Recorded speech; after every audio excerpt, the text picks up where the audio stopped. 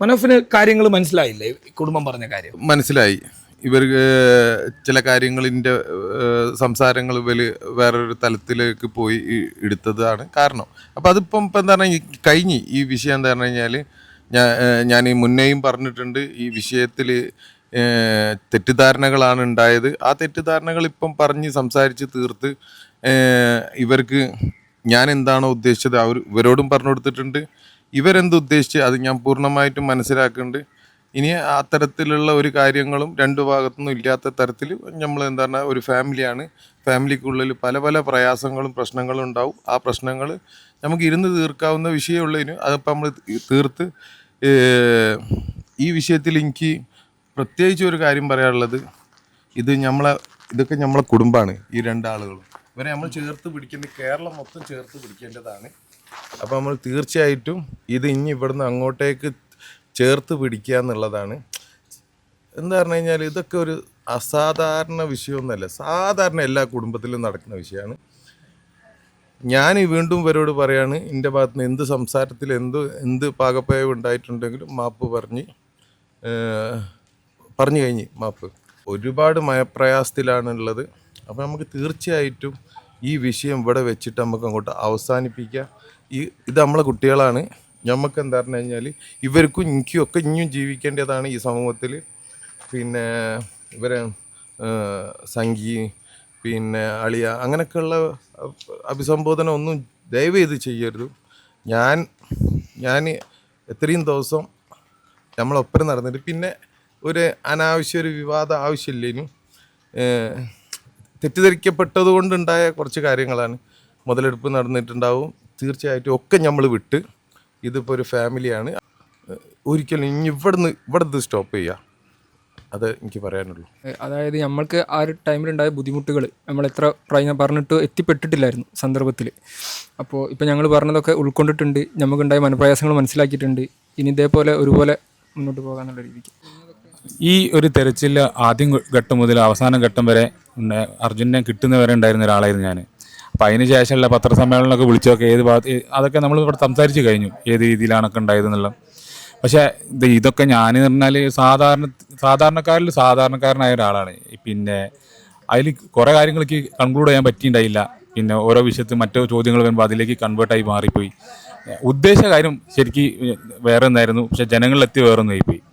അങ്ങനെ ഒരു സാഹചര്യം ഉണ്ടായിപ്പോയി എന്നാണ് എനിക്ക് മനസ്സിലാക്കാൻ പറ്റിയത്. പിന്നെ ഇതിലിപ്പോൾ എനിക്ക് കിട്ടിയ പരിവേഷം എന്ന് പറഞ്ഞാൽ ഞാൻ സംഘിപ്പട്ടം, പിന്നെ ഒരു എന്താ പറയുക, ഒരു വർഗീയ തലത്തിലുള്ള ആൾ, പിന്നെ ആ രീതിയിലേക്കൊക്കെ കാര്യങ്ങൾ വളച്ചു പിടിക്കുന്ന കുറേ ഒരു വിഭാഗം ആൾക്കാരെ ഞാൻ സോഷ്യൽ മീഡിയയിൽ കണ്ടെത്തിയില്ലേ. നമുക്കിപ്പോൾ ഓരോടിപ്പോൾ എന്താ പറയുക, അവർക്കിപ്പോൾ ഓരോടൊന്നും ഇതിൽ ചെയ്യേണ്ടത് വർഗീയ വിമുക്ത കേരള ആക്കണം. വർഗീയ നമ്മളിപ്പോൾ അതിന്റെ ആൾക്കാരെ നമ്മളൊക്കെ ഈ വരുന്ന വീഡിയോന്റെ കമന്റ് ബോക്സിൽ ഒരൊറ്റ ആള് വിദ്വേഷ കമന്റ് ഇടരുത്. ഇത് കേരളത്തിന് ഇടൂലെന്നാണ് എനിക്ക് തോന്നുന്നത്. അത് കേരളത്തിന് മാതൃക ആയിട്ടുള്ള ഒരു കമന്റ് ബോക്സ് ആയിരിക്കണം. അല്ല, വിവേകമുള്ള ഒരാളും അങ്ങനെ ചെയ്യും എനിക്ക് തോന്നില്ല. ഇത് കുറച്ച് എന്താ അറിയോ, പിന്നെ ഇതിലൊന്നും പെടാത്ത ആൾക്കാർ എന്തിനും വിവാദം ഉണ്ടാക്കാൻ വേണ്ടി നിൽക്കുന്ന ഇതിലിപ്പോൾ അങ്ങനെ വിവാദത്തിൻ്റെ ഒരു ആവശ്യമൊന്നും ഉണ്ടായിരുന്നില്ല. ഇനി അപ്പോൾ ജനങ്ങളിലെത്തിയപ്പോൾ ഞാൻ പറഞ്ഞ കാര്യങ്ങൾ കുറേ ഒക്കെ ഞാൻ പറഞ്ഞില്ലേ, ഞാൻ സാധാരണ ഒരു പൊളിറ്റീഷ്യനോ അല്ലെങ്കിൽ ഒരു മീഡിയ ഇൻഫ്ലുവൻസറോ അങ്ങനെയൊന്നുമല്ല. ഞാൻ സാധാരണ ഒരു ഒരു സാധാരണ മനുഷ്യൻ. അപ്പോൾ അതിൽ വന്ന് കുറേ പാകപ്പഴൊക്കെ അതിലുണ്ടേനി, കുറേ കാര്യങ്ങൾ എത്തിയില്ല. അപ്പോൾ ഞാൻ പറഞ്ഞല്ലോ, അത്രേ ഉണ്ടായുള്ളൂ. ഇതിൽ എനിക്ക് ഒരു കാര്യം പറയാനുള്ളത് പറഞ്ഞു കഴിഞ്ഞാൽ, അർജുൻ്റെ അളിയനാണല്ലോ, എത്രമാത്രം ഹാർഡ് വർക്ക് ചെയ്തിരിക്കണെന്നുള്ളത് ഞമ്മക്കറിയാം. അവിടെയുള്ള നല്ല അവിടെ പണിയെടുത്തിക്കണ്. പിന്നെ എന്താ പറഞ്ഞു കഴിഞ്ഞാൽ ഞാൻ പല സ്ഥലത്തും റെക്കഗ്നൈസ് ചെയ്ത് ഞാൻ പ്രത്യേകം എടുത്ത് പറഞ്ഞിരിക്കുന്നു ജിതിൻ്റെ കാര്യം. ജിതിൻ എന്ന് പറഞ്ഞത് ശരിക്കും ഒരു മാതൃക ആയിട്ടുള്ള ഒരു അളിയനാണ്. കാരണം എന്ന് പറഞ്ഞു കഴിഞ്ഞാൽ ജിതിൻ്റെ ബിസിനസ് വരെ വിട്ടിട്ട് ജിതിനും അവിടെ തന്നെ നമ്മളെപ്പോലെ തന്നെ മെനക്കെട്ട ഒരു വ്യക്തിയാണ്. ഒരളിയന്മാരും ചിലപ്പോൾ ഇത്രത്തോളം ഒന്നും ചെയ്യൂല. തീർച്ചയായിട്ടും എന്താ പറയുക, അപ്രിഷ്യേറ്റ് ചെയ്യേണ്ട വിഷയമാണ്. ആ ഫാമിലിക്ക് പിന്നെ ഇവൻ ചെറുതാണ്, അപ്പോൾ ഇവനക്ക് ഇത്ര പരിധി ഉണ്ട്.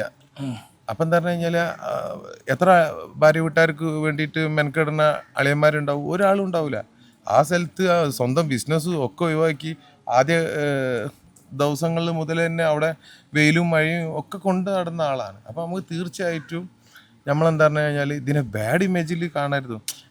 ഇതിൻ്റെ പിന്നിൽ ഇങ്ങനെ എന്തോ ഒരു ചെറിയ കളികളൊക്കെ നടന്ന് അതിൽ അങ്ങോട്ട് എന്തായിപ്പോയതാണ്, അങ്ങോട്ട് ഇതായിപ്പോയി. നമ്മൾ സാധാരണക്കാരെ വേഗം നമുക്ക് മറ്റുള്ളവർക്ക് കയ്യിലെടുക്കാൻ കഴിയും, അത്രേ ഉള്ളൂ. പക്ഷേ ഇവിടെ നമ്മളൊരു മെസ്സേജ് കൊടുക്കണേ, നമ്മളെ പിന്നിൽ തമ്മിൽ തെറ്റിക്കാൻ ആരും മെനക്കെട്ടിട്ടും കാര്യമില്ല. ഇതൊരു ഫാമിലിയാണ്. ഇതിൽ ഇതുപോലത്തെ മനുഷ്യനെ നമ്മളെന്താക്കണോ അപ്രിഷ്യേറ്റ് ചെയ്യുന്നേ വേണം. എന്താ പറഞ്ഞു കഴിഞ്ഞാൽ ഇവനക്ക് ഇവൻ്റെ ജ്യേഷ്ഠനാ, ഓക്കെ, ഇവനൊഴിച്ചിട്ട് ഈ കൂടുതൽ ആര് ചെയ്യുന്നതും എന്താണ് വലിയ നന്മയുള്ള കാര്യമാണ്.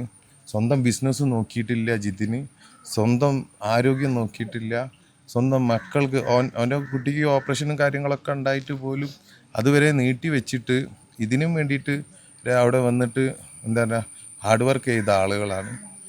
ചെറിയ ഫാൾട്ട് ഒരു എന്താ പറയുക ആളുകൾക്കും ഉണ്ടാവും. എനിക്കും പറ്റും, നിങ്ങൾക്കും പറ്റും, ആർക്കും പറ്റും. നമ്മളെ അല്ലെങ്കിൽ മനുഷ്യന്മാരല്ലല്ലോ നമ്മള്. ഇതിന് എന്താ പറയുക ഇനി അങ്ങോട്ടേക്ക് ഒരു തരത്തിലും പോരുത്.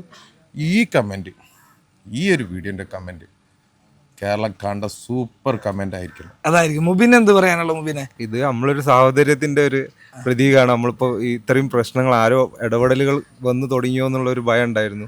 പക്ഷേ ഞങ്ങൾ ആ ഭയമൊന്നുമില്ല. നമ്മളെ ഇടയിൽ ഒരു കുഴപ്പമില്ല, നിലവിലും ഇല്ല, ഇപ്പോഴും ഇല്ല. അല്ല, മുബീൻഖിനെ കുറിച്ചൊക്കെ കാര്യം പറയാനുള്ളത്, ഞങ്ങൾ പിന്നെ മനാഫ്ഖാൻ്റെ രീതിയിൽ അവിടെ വേറെ ഭാഗത്തുണ്ട്. ഇനി ഞാനും മുബീൻഖാരനല്ല, എനിക്ക് പിന്നെ അർജുൻ്റെ ഒരു മാതിരിയുള്ളൊരു ഫീല് തോന്നി. അത്രയും ആത്മബന്ധം, ഒരേ റൂമിൽ താമസിച്ച് ഒരേ ഒരുമിച്ചിരുന്ന് ഭക്ഷണം കഴിച്ച് ഏത് കാര്യത്തിനും എന്താണെങ്കിലും നമ്മളെ അവിടെ ഉണ്ടാക്കുന്ന അവിടെ പോകുന്ന ഭക്ഷണം എല്ലാത്തിനും അവിടെ ഉണ്ടായിരുന്ന 24 മണിക്കൂറിൽ 18 മണിക്കൂർ ഒരുമിച്ചുണ്ടാവുന്ന ആൾക്കാരെയൊക്കെ നമ്മൾ എല്ലാത്തിനും അവസാനം ചിരിച്ചുകൊണ്ടൊരു അവസാനം അല്ലേ? അത് ഭയങ്കര ഒരു സന്തോഷകരമായിട്ടുള്ള കാര്യം.